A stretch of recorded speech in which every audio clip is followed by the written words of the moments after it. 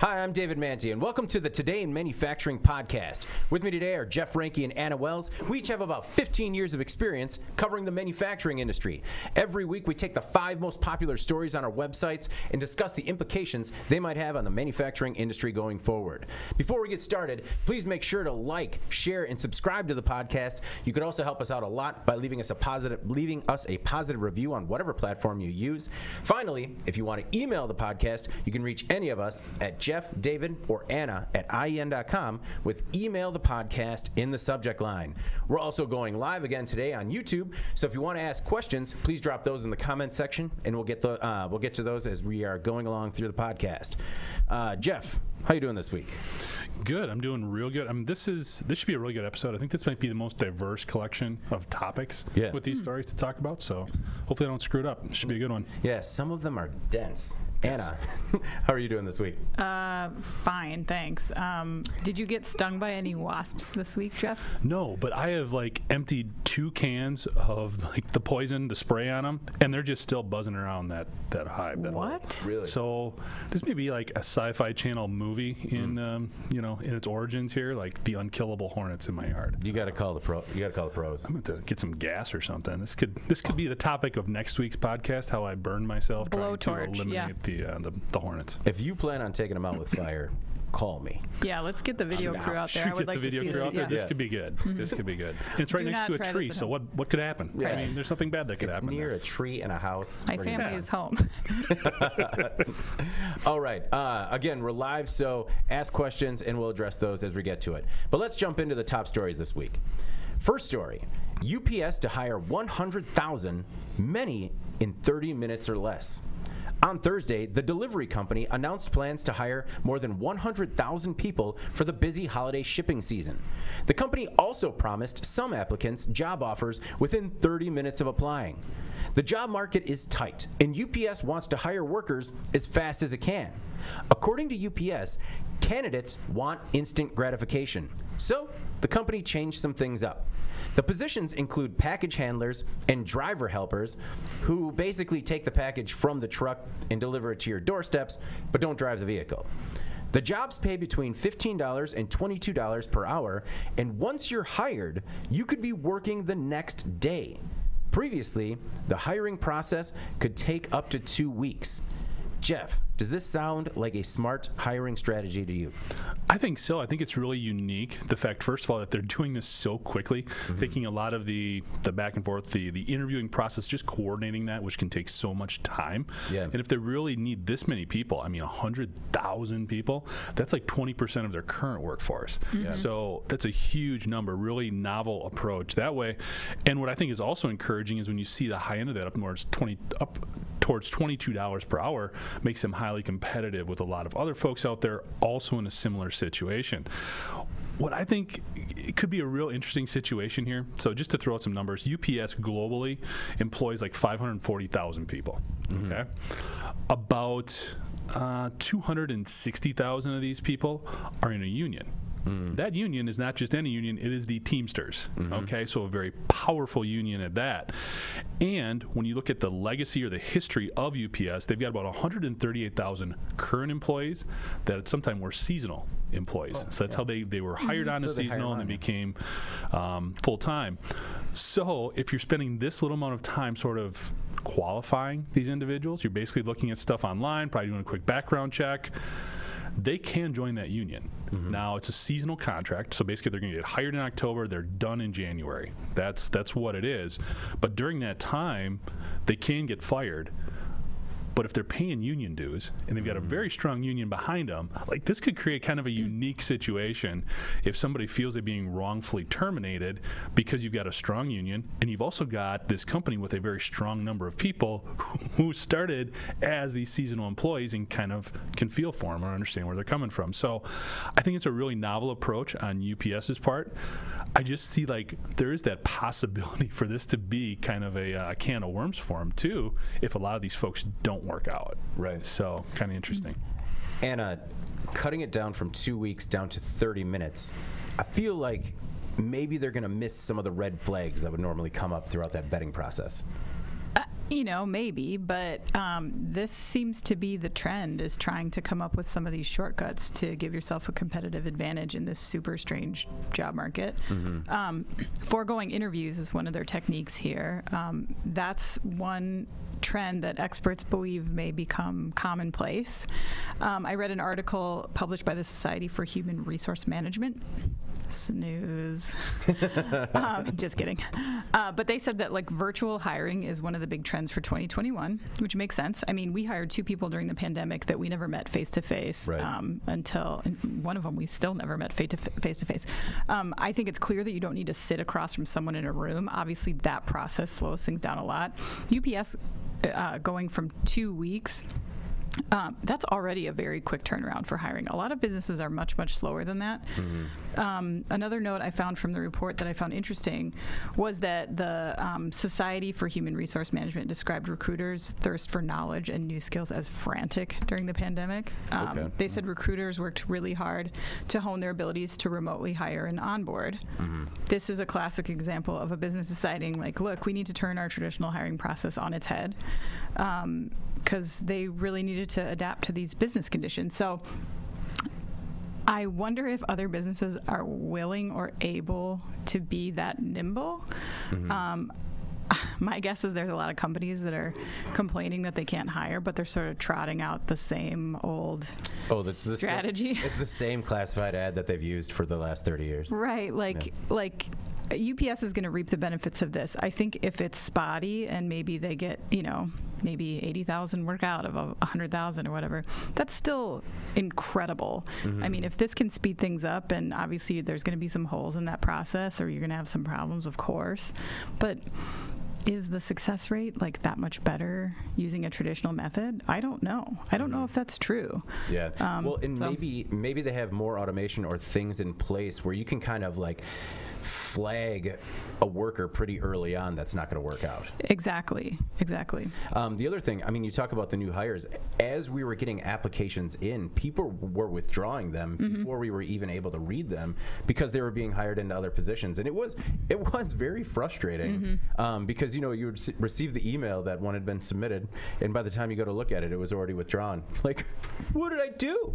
But you have to account for that as well as the flip side of this. So if you think that the speeding up the hiring process to this point is going to create some problems, slowing it down is also going to create some problems. So I don't know that there's necessarily I think this is a great strategy. Yeah. I don't know how transferable it is though to other types of jobs or industries. The 100,000 people, it's a quantity type thing of approach. Well, and it's low scale, right? Yeah. So you could get somebody in the door to pull a package out of a truck and run it to a door. That's different than having to train someone significantly. But there's a lot of jobs like this out there that are competing for, Amazon's hiring a ton of people right now. Target, Walmart, everybody is really fighting for the same group of workers, people you can train on the job and such. So, but there's also low-skilled jobs that are need to be filled in manufacturing also. And they're not being filled. They're not being filled, from assembly, even low-skill machine tending, just people that work around just regular shop maintenance. I think some of those positions might stand to benefit, not from a strategy exactly like this, but maybe a quicker turnaround to snap up potential candidates. It's a paradigm shift, right? Because there's how many times have we talked to somebody and been like, that's the guy. That's who we're going with. But you want to talk to everybody so you don't miss out on something or whatever the case is. That's changing now, right? Yeah. If you find somebody, you got to go. Yeah. What it made me think about is also the shift to autonomous delivery robots and drones.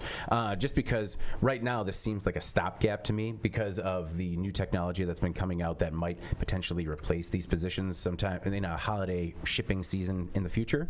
For example, in 2019, Ford partnered with Agility Robotics, and you might remember it was that humanoid robot called Digit that they were putting into those self-driving vehicles. vehicles, and basically it would be like the UPS truck pulls up autonomously, the humanoid robot deploys out the back and takes the package to your doorstep. And I thought that was really interesting, and actually maybe not that far away, because in 2020, Agility officially launched Digit for commercial sale, and Ford became its first customer, not only to investigate autonomous delivery applications, but also warehouse positions. And the company raised $20 million last year to accelerate robot deployments. And right now, these robots cost about $250,000, and Agility is only going to make about 40 of them this year. However, using the $20 million to scale up, they're going to start producing more, and the price is going to drop to about $70,000 per robot. And so I'm just saying that's a pretty quick ROI if you can actually make it work for these first mile or last 50 feet delivery applications. Okay, but does it have to be humanoid? Because people hate humanoid robots. Like, that was the first thing that came to my mind, too. People are just going to be like, ugh, or... It's very comfortable looking. It looks just like a human body without a head. Yeah, exactly. Like, my kids will stop going in the front yard. Yeah, well, I can imagine how the kids will respond. Actually, I think kids might be into it. Just like, no? Screaming, lots of screaming. Digit's coming. Yes. Digits here. Stay away from it. We're Hide. not sure. Yeah. But I just thought that this might be what we see in the future as we talk more about autonomous delivery. Not just drones, but, humanoid delivery robots. Cool. Yeah. All to make sure you get it in 2 days or less. There's so or to many keep of them. your shipping costs down. I mean, They're just going to get pushed over, and then they're going to be stuck on their side. And someone has to come out and lift them back up. That was a real that was like a real problem, because everyone's walk from the road to their doorstep is different. So you have the people with like the decorative stones and stuff. Oh, sure. And they were like falling over on it. But work in progress. Right. Yeah. We got to get there. All right. Our next most popular story. Craft brewery CEO sued for misappropriating $100 million. Based in Wisconsin, New Glarus Brewery is best known for the brand Spotted Cow. Founded in 1993, the craft brewery employs about 120 people and is co-owned by the husband and wife team of Dan and Deb Carey.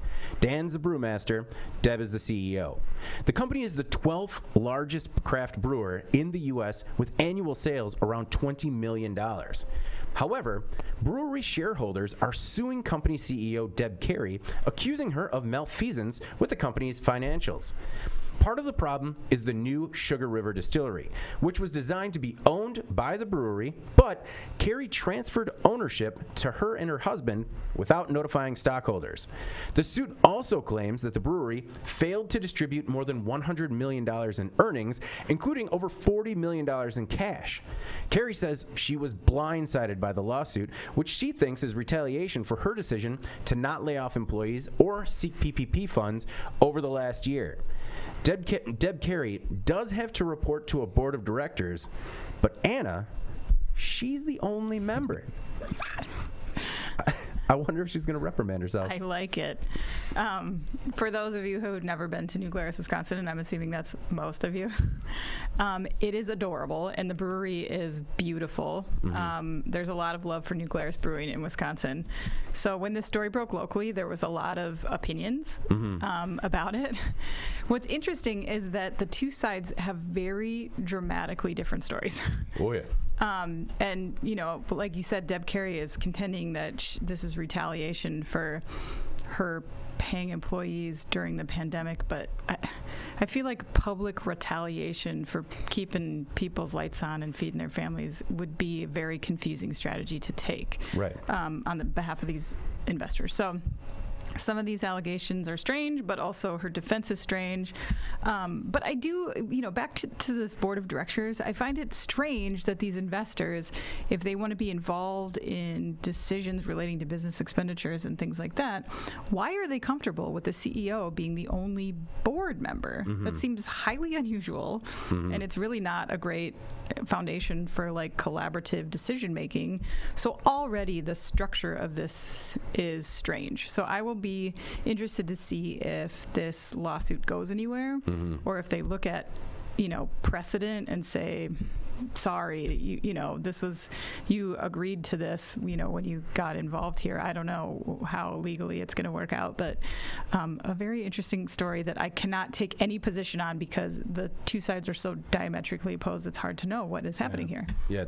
Well, and Jeff, one of the things that I found interesting, so, it makes sense. Their claims from the shareholders make sense to me, right? Because they initially started out with a $25,000 investment that is worth up to $10 million now. So I get that they want, maybe they want a little money out of their investment. But if what she says is true, all they're doing is potentially doing great harm to the value of that company.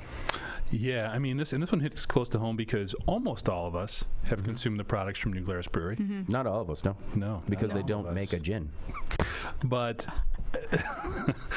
it is an odd situation. What it came down to, in sort of reading between the lines here, is Deb Carey could have been much more transparent, not just in these things, but also in some other stuff. There were purportedly some acquisition offers that basically she did not share with her shareholders. There were some other things that if she would have just been maybe clearer on the shareholders, because they are vast minority shareholders. She owns an overwhelming majority of stock in this company, her and her husband.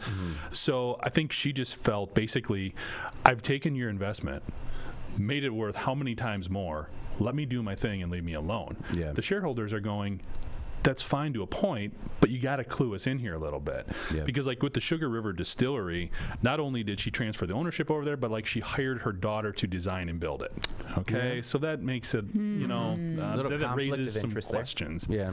And like with the money that she basically didn't distribute there, she didn't steal it. They're not making any of those types of claims. She basically just didn't make it available to the shareholders because she figured, hey, you've made your millions here. Let's keep this in the family, so to speak, and take care of things in-house. Yeah. She's not right. You can't do that. If you've got shareholders, doesn't matter what their stake is, they have to be in the loop. Yeah. And that's part of the issue. And I think just hearing her comments and also doing a little bit of research on how the brewery was formed and everything like that, I think she just wants these people to just be happy with what they have and leave her alone. Yeah. It just doesn't work that way. No.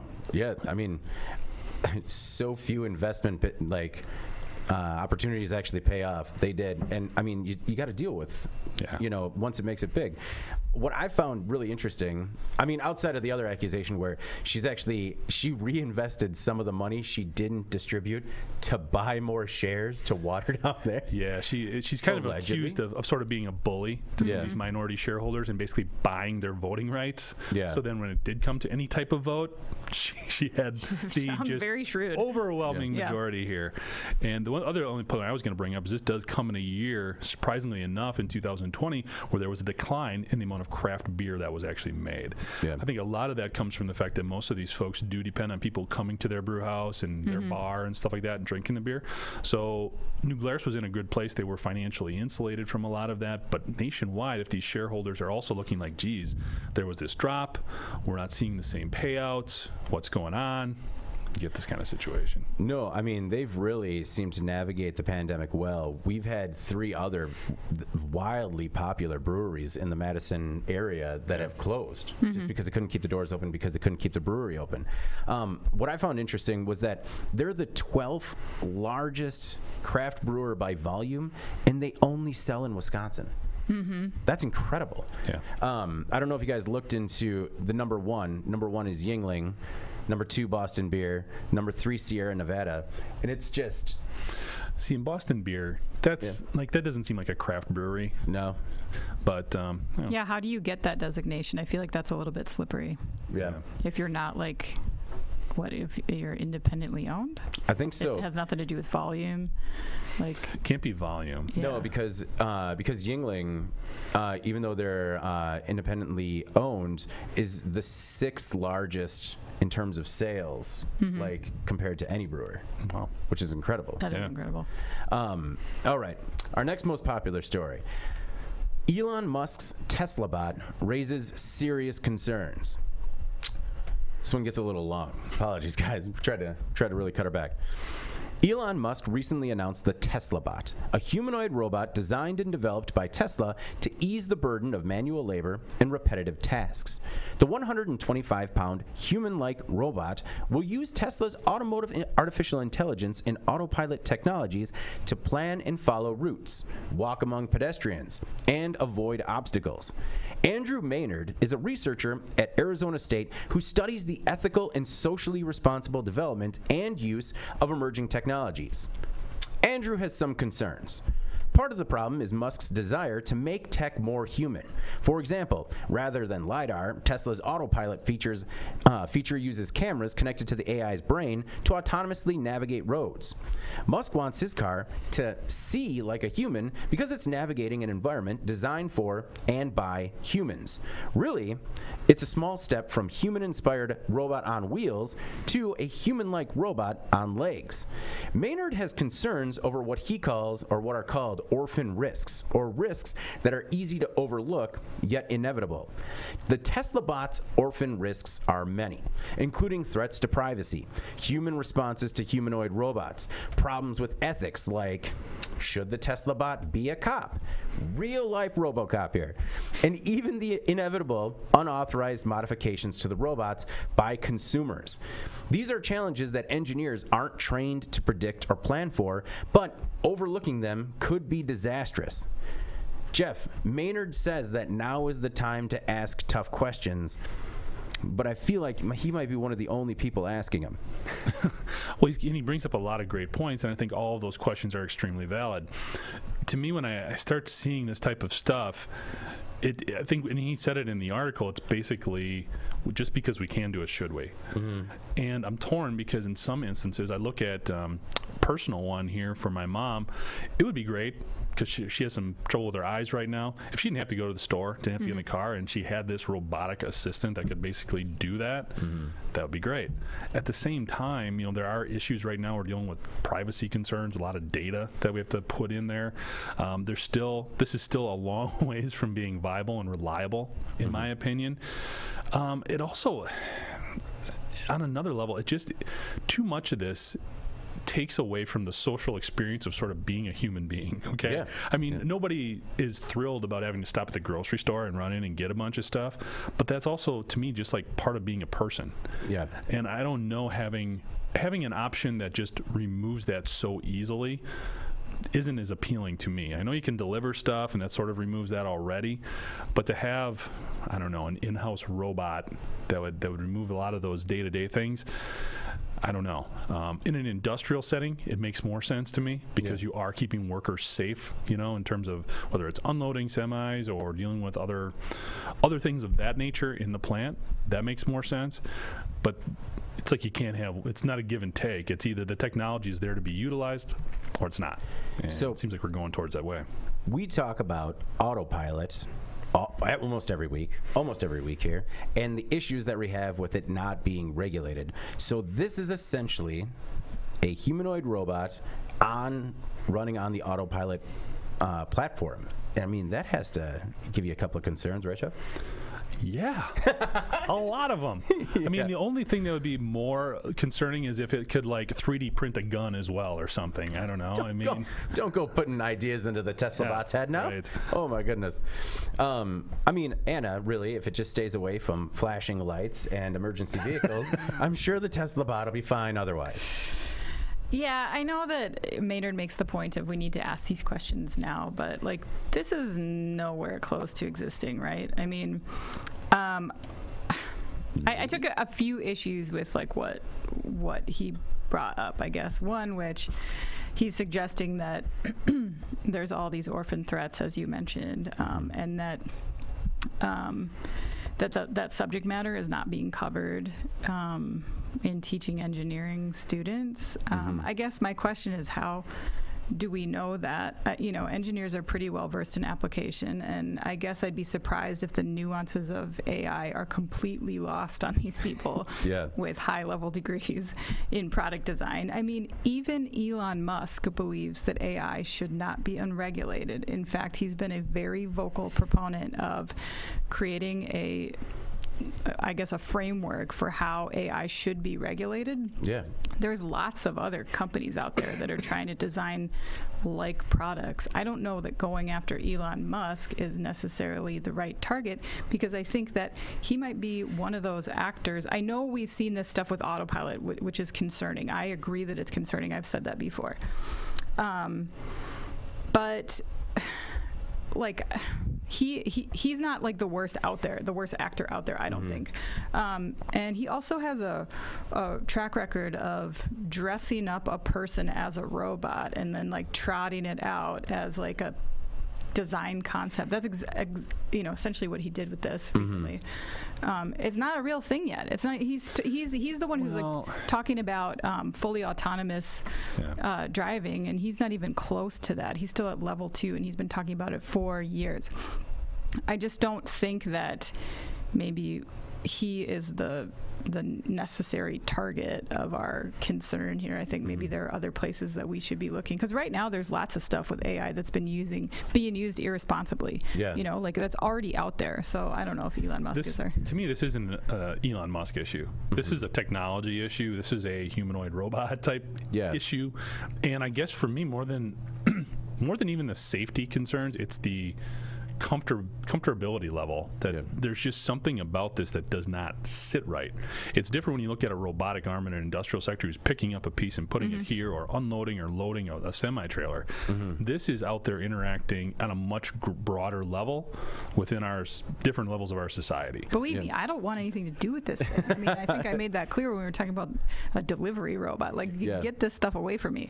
But I don't think that it's so close to like existing in our lives, really. I mean, humanoid robots, people hate them. Like, I think you'd have to get a lot of buy-in from consumers before these are like really rolled out en masse. Well, I mean, to your point, Anna, he talks about Elon Musk's Teslabot, because if this story is agility robotics digit raises serious concerns, everybody's like, who cares about digit? What's that? Yeah, what's digit? And the other thing, to Jeff's point, I completely agree about the removing the human experience from life, because, I mean, I think that the world could use a little more manual labor and repetitive tasks. I actually find going to the grocery store to be decompressing and like a cathartic experience. I understand that that's not the same for everybody, but they probably like things that I hate. Like beer. Exactly. Yeah. This beer drinking robot. Milkshakes are also garbage. So weird. Fruit pies. Yeah. Also garbage. These are all bad things. We can universally understand that. No. But I was just so I think that it's interesting, because Elon Musk will be the first person to always say, like, hey, it's real easy for this to go too far. Yeah. And another point that you raised is that engineers are incredibly intelligent. They are. I've been interviewing engineers for the last 10 years. But the one thing they will also say is, no, it's right. It's supposed to do that. And then you say, why? And they say, because I told it to do that, and I know what's right. And you're just like, and I mean, sometimes that's, sometimes engineers fall down a little bit because they know they're the smartest person in the room. Sure, but I don't think that like is fairly represents the ability for critical thinking that these people have, and they understand, like, I think the ethical side of it when this is their business to build these robots. I don't think that people are just walking into it cold and being like, this is the machine. No, but like their ethical response there could be 2 engineers with all of these orphan risks that completely are on each side of it. Where like some people would think, should Teslabot be a cop? And people would easily think like, no, sounds like a nightmare. But then other people would be like, absolutely. To David's point, the same thing with engineering is it's right until it fails almost. They always want to make it better and upgrade it, but until it's proven wrong, it's right. And that's what's a little scary about this too. And you look at autopilot as an example. Yeah, autopilot's scary, I agree. But don't you think that if this technology is coming anyway, who better to spearhead it and create some sort of protocol for it than Elon Musk, who is the one who has always said we need to rein in AI. There need to be global regulations around AI. Right. The loudest ones are always the most honest about what they're yelling about. But what is his incentive to say that if he doesn't believe it? It's not a strange thing to think. No, I mean, that's just me being the devil's advocate. But the David's advocate. that's an in-house joke. That's an in-house joke. There's a reason that it exists. I'm just saying that no, I am encouraged that he was one of the biggest people to promote the killer robot pact that everybody signed in terms of regulating AI, and I completely agree. It's just with to Jeff's point, just because we can, sometimes we do need to continue to ask if we should. Yes. And I don't want the dumb robot. I don't want to be misrepresented here. I don't want it. But if it's gonna exist, yeah, we're all against dumb robots. Don't That want is a the dumb stance robot. we can take collectively.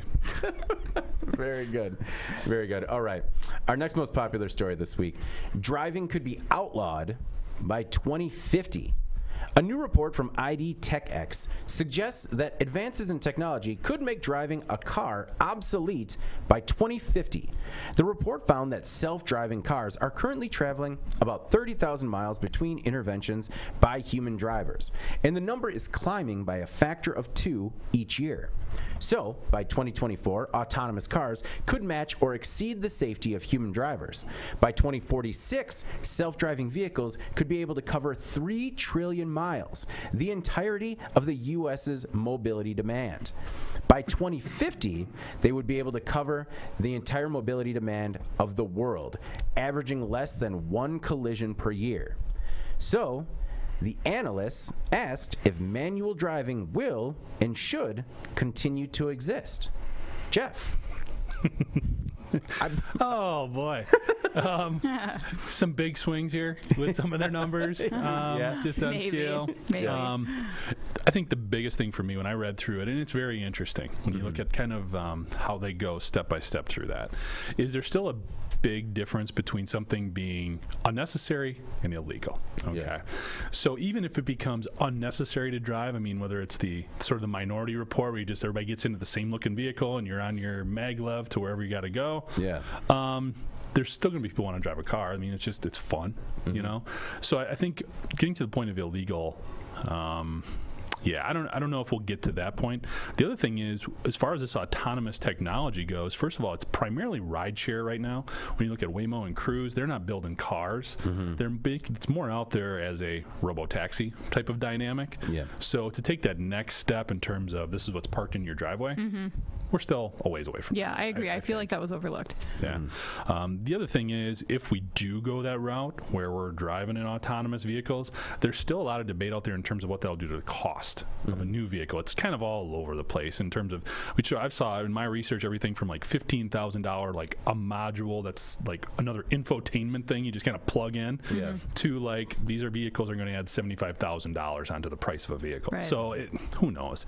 I think it's an interesting topic to debate in terms of how we go there, but I just know me personally, I'm always going to want that element of control if it's at all possible, especially when you're weaving in between other people. I mean, we've talked a lot about the one element. I think the pandemic has actually made people less attentive driving, or worse drivers. Absolutely. So right now, this doesn't resonate with me. I want to be able to have some sort of hands on the wheel control, but if we can eventually get there, I mean, it would be an interesting debate if we actually have enough reliability in autonomous vehicles where we don't have to drive. I mean, should we?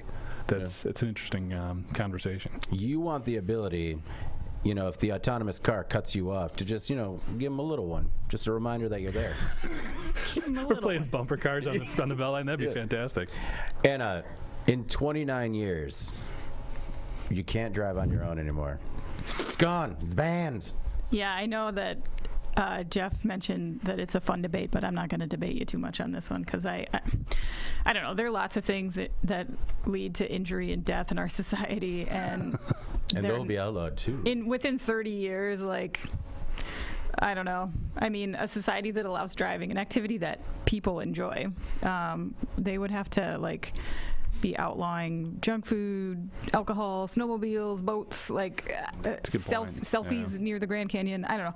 Like we know, like we know all that, of which they've tried regulating, but not outlawing. You know, like we have not outlawed cigarettes. We've known for many decades at what those do, right? And they're still on the market. I mean, I just see this kind of speculation as a little bit unhelpful, honestly. Like I know some of our readers felt the same way. Oh yeah. I want to emphasize this was not our projection. This was just us simply reporting on these findings, not in support of it.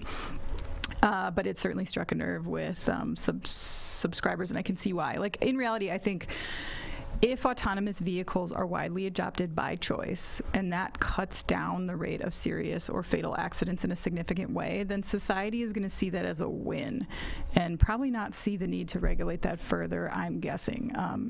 I just don't see this happening, and certainly not in less than 30 years. I think that's ludicrous. Well, what do you think has a greater chance of happening? First, because we've talked about the issues with like autopilot and other driverless technologies, that there's been fatalities and incidents. Drones, if you look at the amount of miles flown, I guess, and compare that to the number of incidents, less. Yeah. So what's going to happen first? Are we going to get on an airline without a pilot first, or a taxi without a driver? Definitely taxi without a driver. Yeah, and not an airline. I see more of like the quadcopter, autonomous quadcopter, air taxi. Yeah, okay. The urban air mobility quadcopter. Okay. Before you'll have like an autonomous aircraft. Okay. Listener Jesse has a question, and actually, it's kind of I'm kind of curious too. Have either of you guys used the self-park feature on a car? She mentions that she doesn't even trust that yet, and I've never used one. Have either of you guys? No, I've not had that. Yeah. No, I don't even trust the camera when I'm backing up. I'm the same way. Yeah. I can't do it. It's so hard to get used to not turning around. Yeah. Well, and also, as soon as I got the camera, I was like, what a beautiful feature. And my godfather was just like, yeah, I got a camera in my brand new truck. Never had so many accidents. I hit everything. I'm like, well, drink less. That's not true. That's not true. That's not true. He won't listen to this, but in the rare events, it's not true.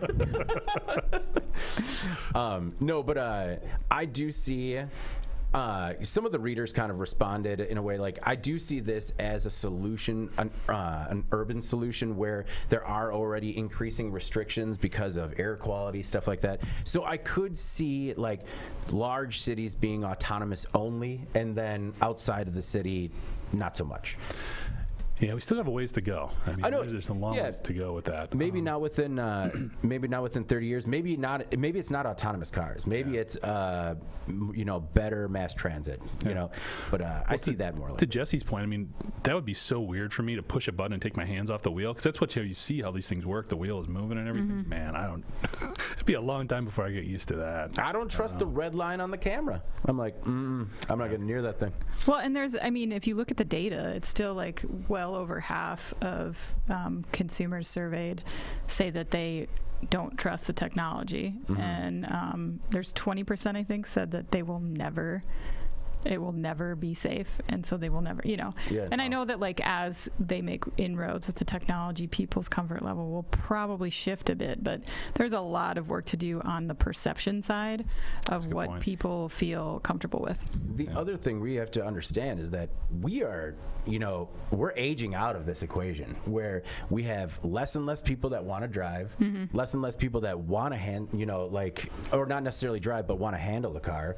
So maybe if the numbers continue in the same direction in terms of like people getting licenses and driving, if they just won't accept that as a method of transportation, maybe they're going to force this issue, because I don't think so. I think that what the conclusion then is that this technology will exist alongside people driving their cars. I don't see this ever being outlawed. At least not in our lifetime. Well, let's put a pin in that one, and in 30 years we can come back. Should we do like a quick recap in 30 years? Yeah, and just like, we never saw this coming. Yeah. Yeah, we're going to do this for 30 years. Yep. Producer Alex. Yeah, Alex. You're going to sit right there for all 30 of them. Buckle up for this autonomous ride. All right. Our most popular story this week was kind of caught us all by surprise, but it was Coleman closing plant and 175 jobs lost. According to a report in the Star Tribune, Newell Brands is closing the Coleman plant in Sauk Rapids, Minnesota by the end of 2021. As a result, 175 workers will be out of a job. Most of the layoffs will occur around December 31st, 2021. In a statement, Newell said it's getting out of the industrial and government flotation product businesses. Until 2008, the plant was owned by Stearns, Inc. and manufactured life jackets primarily for the government and some recreational products. The company will maintain the Stearns recreational line. Anna, what I took away from the story first was that there are industrial and government flotation devices. I had no idea that was a product category. I had to look that one up also because I was like, what is this for? Yeah. Like pool party after work? Yeah. Pool party after the second shift? Company issued pool party life jackets. That's not what it's for, if anyone's watching. Yeah, it was interesting. So Newell, the company that owns the Coleman brand, they have a very diverse array of products, some of which were very pandemic friendly, like they make crock pots and Mr. Coffee and stuff like that. They make food storage containers. But they also have lines that probably didn't fare so well during the pandemic, like school and office supplies. Like they own Elmer's glue, Sharpie, those sniffy markers. I mean, who bought... You draw with them also. But you can also sniff them. Yes. And you sniff them the most, yeah. Yes. So anyway, the company posted a $770 million loss in 2020. Wow. Probably because some of those product categories I mentioned. But if they're looking to streamline this business niche, seems like maybe an easy target. I don't know. It's clear based on the Coleman website and what we know of the Coleman brand that it is very consumer outdoor at this point. They have a very strong brand, and everybody knows it when it comes to camping. So unfortunately for the St. Cloud, Minnesota region, this isn't the first hit that they've taken to their manufacturing sector, which saw the closure of an Electrolux plant in 2019. And then more recently, IWCO Direct in Little Falls, which is a northern suburb, that announced a closure that was impacting more than 300 workers in that region just a week or two ago. Right. So, whatever the business reason from Newell, which probably makes sense to them, this region is really suffering right now, which is unfortunate.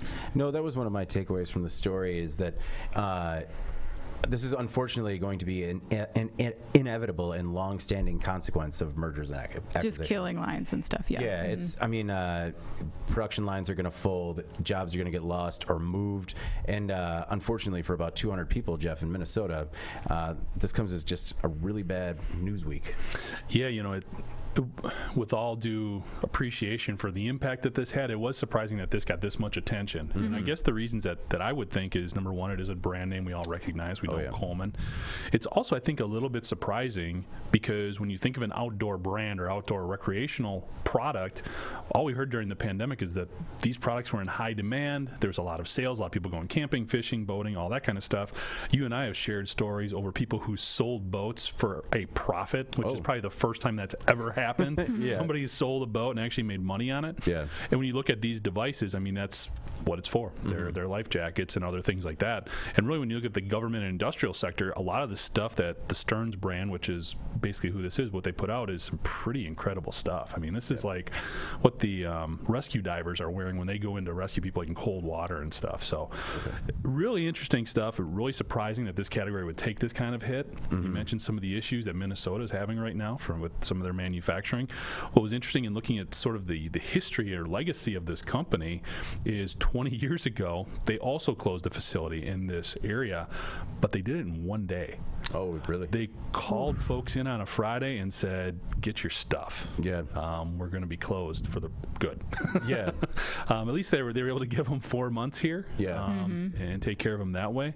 But I think, like you guys said, competitive marketplace as well. There's a lot of folks out there. There's a bit of a higher end brand, so they're going to get out of the industrial and government sector, focus probably a little bit more on the recreational personal offerings. Yeah.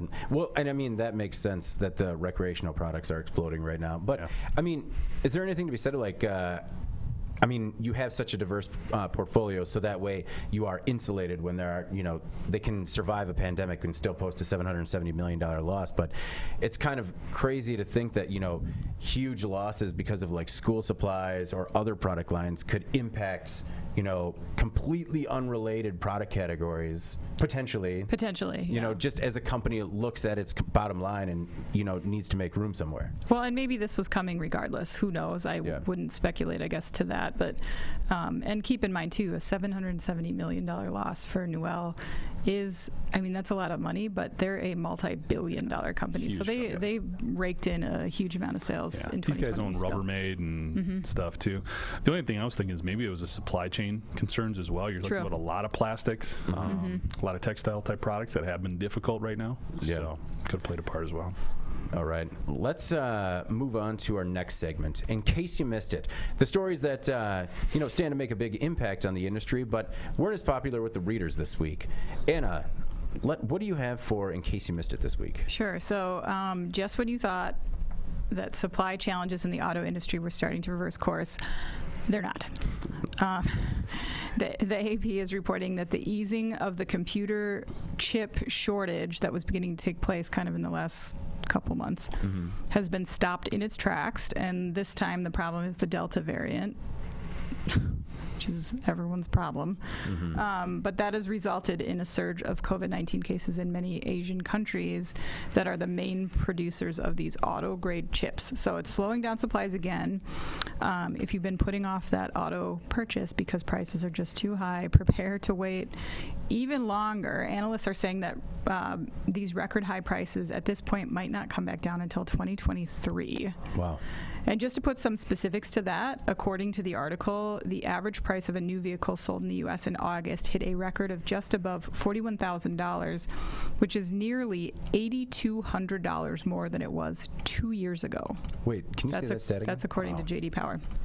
The average price of a new vehicle sold in August hit a record of just above $41,000, nearly $8,200 more than it was 2 years ago. That's incredible. Yeah. So, and I know that like last year, end of year, that number got over 50 because at the end of the year, a bunch of people bought some really fancy cars. Yeah. So who knows if it will go up even higher at the end of the year as rich people dump some money. I don't know. We had some really interesting comments on the website, particularly about the automotive market right now. Basically saying, if you're interested in buying a new car right now, maybe don't until 2025. Just because of all the disruption right now going on. People are still going to try pushing out a product, and there are going to be a lot of things potentially missing or not built as they wanted to, just because they got to stuff. Yeah, they got to get a product to market. And I thought that was, Jeff, a really interesting perspective, because really we're in that spot right now where we have an old car that's hanging on, and it's just like, but the idea of buying anything new to us is just completely off the table right now. For that reason? Like, do you believe that? Oh, no, not for that. No, the pricing is why, for that reason. But like, so I thought maybe, to Anna's point, like maybe around 2023, prices will start to kind of get a little bit better. But, things might still be pretty disrupted. Who knows? Yeah. I mean, those folks know better than we do. I mean, to try to speculate on what's going to happen with the automotive supply chain right now. I mean, wow. Yeah. So we are here for wild speculation. Everything is fine. It's going to be bad, and it's getting worse. Like Kevin Bacon in National Lampoon's, all is well. I don't know. See, I don't buy in too much to like some of those comments in terms. I would actually go the other way. There's less coming out. I would think quality levels should be higher. There should be more time to focus on what you're doing because you're producing less stuff. So ideally the quality should be just as good. I'm picturing people with diapers just shining that baby up. They're like, this is the only car we made today. I mean, you kind of hope. One good one. But then again, there's labor issues too. So there are labor issues. I mean, it's hopefully it's not that long. I mean, if we don't have to wait that long for it, but yeah, if we got to pay more for for a new car. I mean, I haven't bought a new car in a while, so Yeah. not. I think it's more interesting to see what's going to happen with the used car market, because for a while you could get a really good vehicle and get for a really good price. That's where I noticed it with 3 teenage drivers. Yeah. It's kind of scary now, even the used car market, how tough that is and how much more expensive those vehicles. Well, and they're going to remain in lockstep, right? I mean, Yeah. I don't see how that changes when Agreed. the new car market doesn't. To that point, the car we're looking to replace went from couldn't get any value in trade to $1,500 in trade, and they just emailed us again saying they'd give us $2,000 in trade for it now. But I'm like, what am I going to trade for? Like, can I trade it for just like services on the one we keep? That's a lot of oil changes. That's right. I'll be set for a while. These are IOUs, sir. These are as good as money. All right, mine, in case you missed it this week, was a story about Amazon appealing to marijuana users to fill positions. Amazon basically needs delivery drivers, and the company is going to tweak the vetting process. The company recently advised its delivery partners to tell job seekers that they will not be screening for cannabis use. Amazon thinks the move could increase job applicants by as much as 400%. Right now, failed tests have eliminated up to 30% of the worker pool. Responses were mixed. While cannabis use is often a reason drug tests are failed, the rules and delivery partners are concerned about potential insurance and liability issues, particularly in states where marijuana is illegal. So my thought is that testing for marijuana and cannabis use should be more in line with alcohol, test in the event of an accident. And we talked about this the other week where a lot of people were being eliminated from potential logistics jobs as a result Truck of drivers. Yeah. So I don't know. Anna, this was your story this week, and I just really found it interesting because, Amazon has kind of flirted with getting into cannabis, and this is just another step showing not only that they're pro-cannabis, but, they're willing to make some concessions because they need delivery drivers. And I think concessions need to be made in some cases with this stuff. I mean, obviously, you have to keep an eye on safety. You have to keep an eye on your liability costs and your insurance costs. But obviously, they've looked at this. Amazon is a big company. They know what they're doing. Yeah, they didn't just throw this out there. Right, yeah. No, that would be if it was Tesla. It would just be a tweet. You know what? No more cannabis problems anymore. Yep, we are just eliminating that. Yeah, scramble. It just seems like they've run the numbers and determined that it's more cost effective to get more drivers out there, and so I don't know. I mean, it's a lot of people, I think, are deterred from even applying for some of these jobs because they're recreational users of cannabis and don't intend to utilize cannabis while they're on the job. Many of them don't. I know that's hard to prove, but unfortunately, that pulls them out of certain markets. So I don't know. It's Jeff. I kind of think of it as when someone comes to the job and they're clearly inebriated, you can tell, and you either then there's the test or the reprimanded, or like in a shop, if someone breaks a tool or a machine goes down, the worker goes in for a drug test. Yeah. And I don't know. I think it should be more of a reactionary screening, I guess. Yeah, it sort of speaks to the, decriminalization of cannabis or marijuana use. Yeah. I know I've softened on this a lot. In my mind, there's a lot of it that's a drug, should be treated differently. But really, when you look at how it's used, the impacts it can have, it's really not different than alcohol. Yeah. And you can tell if somebody's abusing alcohol. You can tell if somebody's abusing this as well. And it's going to be shown in their actions. So to hold a previous offense against them and limit them from possibly getting a job, making a living, I'm with Amazon on this one. I think it's a good move.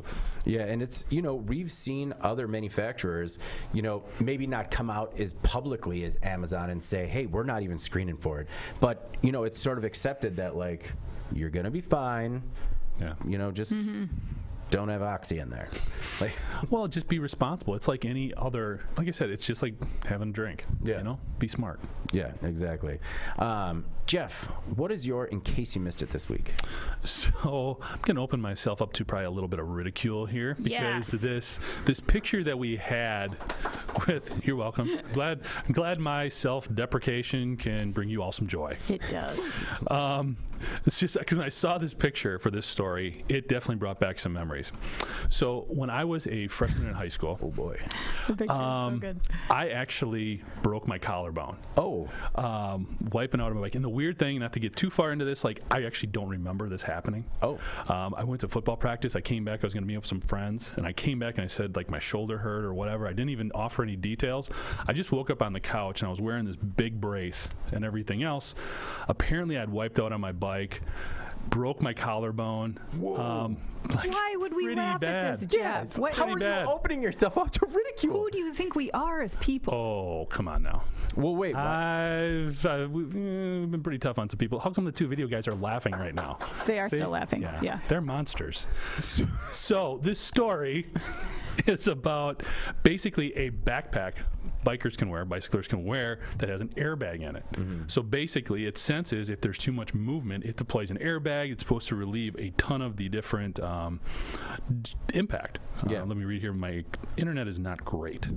Is it Evoc Sports or EVOC Sports? It's a new that they put it out. They call it the Commute Air Pro 18. It's designed to protect a rider's upper body, neck, shoulders, collarbone, and chest. Because I also suffered a pretty good concussion when I fell, geez, apparently. no Because kidding. I do not remember any of this happening.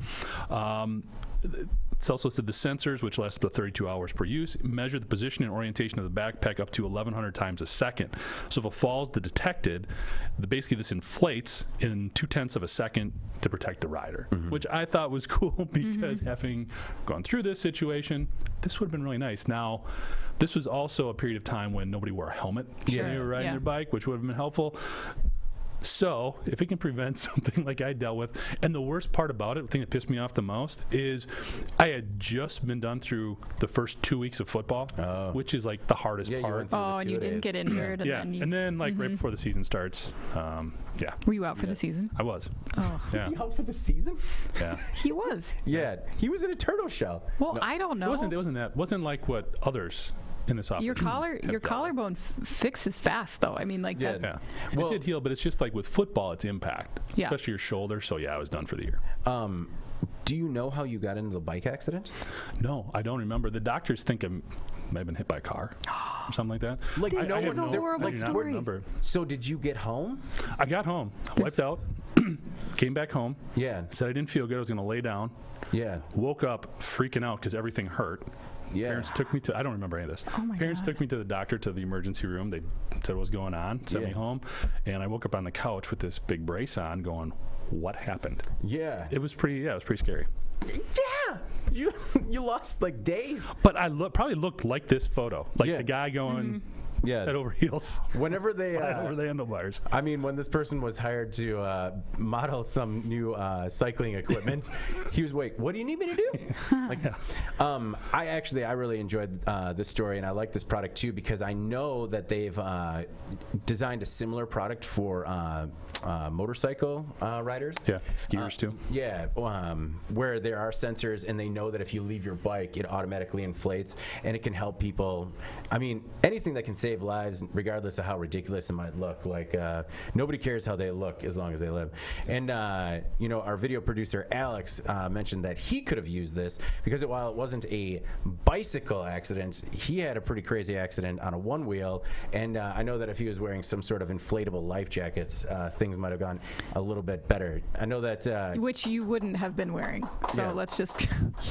you know what? I'm sure that he would have taken the proper precautions. Yep. Put on the Evoc Commute Air Pro 18, and then went about his way on the one wheel. Yep. Yeah. That's what Alex would have done. He's unsure as to whether or not he was wearing shoes, but again, maybe once he remembered to put on the life jacket. It's about what we could do, not what we did do. Exactly. But, repurpose the turtle shell as like an end table. Really nice. No, all right, we have a couple of reader comments. Reader Carrie says, fruit pies are a pox on the nation. If you're going to say you're a dessert, at least have some decency to put some chocolate in it. I agree with that, Carrie. Yeah, absolutely Yeah, agree. I would throw a fruit pie in the trash if there was anything chocolate next to it. I like it when people bring fruit pies into the office so I can sneer at them every time I pass by. Also, Carrie found out that we are assessing the value of our car for trade. It sounds like you and Carrie have somewhat of a connection. As she likes to say, it's like we're passing ships. and I didn't realize how big of a red flag that was until this moment. No, they're just emails. We're just sent, like every dealership sends you, I think, like almost monthly emails now on the value of your car because they're trying to get you to. Sounds like you're kind of proactive. You have to like take the first step, though. Yeah, David. what's his name? Proactive, and only I open the email. That's how they get you. I guess. I've been got. All right, let's move on to our final thoughts this week. Anna, do you have any final thoughts for our readers, listeners, viewers? So this week it's been starting to get into like the 50s and 60s in the morning, and I love summer, but I will get my crock pot out right now. It's crock pot season. I know, and the Packers play on Sunday, and like I used to be really like a fall hater because it signals like the end of summer and it starts to get darker and colder, and it just made me really sad.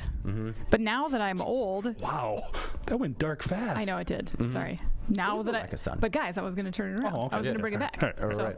But now that I'm old, I love it. Yeah. No, fall is by far and away my Yeah. favorite season. Yeah, it's happening, I think. It's supposed to be 90 on Saturday. But then, Yeah. No, the fall's getting shorter. It's weird to be 90s in Wisconsin in September, close to mid-September, but that science is all hooey anyways. Jeff, what's your final thought this week? I also love the fall. One of the things that is, I don't know, it seems like very polarizing for some reason, but like in the fall we hear more about pumpkin spice stuff, Oh, or like God. Yeah. pumpkin everything. Don't do it. I love pumpkin. Like I could all year round. Yeah. Like, why is it just a fall thing? I know traditionally why, but why is it? They can only sell it for like a 3-month window because actually pumpkin spice, if you're talking about pumpkin in particular, you could eat as like a vegetable. I could do that or bake with it year round, right? But pumpkin spice, that's a very short window. that's like the McRib. You have to create some artificial demand there. Like I've purchased the pumpkin spice or like the fall spice coffee in just like the little 1-pound container. Never make it to the end of that thing. Oh, we buy more of that so we can really? have it through the year. I love it. No, it's What about pumpkin pie, David? that used to be the lone pie. I mean, I'll eat it, but I prefer pecan pie. No arguments there. Yeah, it's just a superior pie. My final thought this week is very similar to last week's because this time we're going to actually do those taste tests, and then they'll be out next week. So while I told everybody to watch them the previous week, it was just a real, a long tease. They're coming out next week now.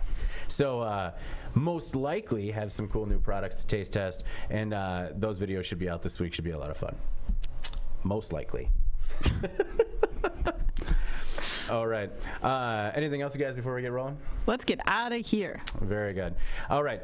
Before we get going, please make sure to like, subscribe, and share the podcast. And if you want to email the podcast, you can reach any of us at Jeff, Anna, or David at IEN.com with email the podcast in the subject line. Also, you can subscribe to our daily and weekly newsletters. Make sure you get the podcast in your inbox first. All right. For Jeff and Anna, I'm David Manti, and this is the Today in Manufacturing podcast. We'll see you next week. Like an early clap. Yeah.